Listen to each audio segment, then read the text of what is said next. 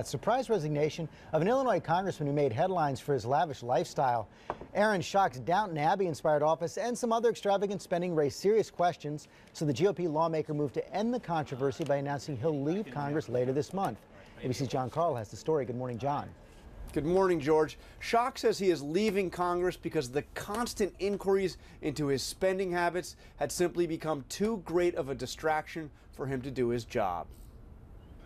If you have any doubt that Aaron Schock loved life as a congressman, just look at his Instagram or his first magazine cover story.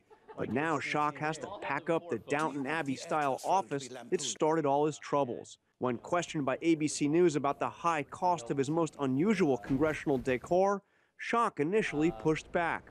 You know, as Taylor Swift said, haters are going to hate.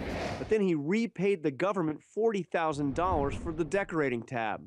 Then came more questions about taxpayer-funded expenses, including $5,000 for a replica of the presidential podium. Politico reports Schock billed for 170,000 miles of work travel in a car that only had 80,000 miles on it.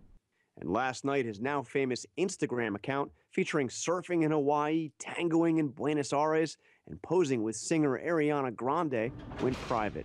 It's quite a fall for Schock, elected to Congress at just 27 years old, one of the youngest ever, and now 33, one of the youngest to resign.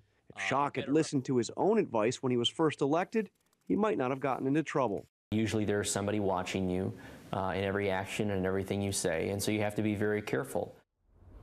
Schock departs on March 31st. As for that Downton Abbey office, it will go to whoever is elected to replace him. And George, given that it would also cost a lot of money to undo those decorations, that Downton Abbey styling will probably remain at least for a while. Maybe for a little while. Okay, John, thanks very much.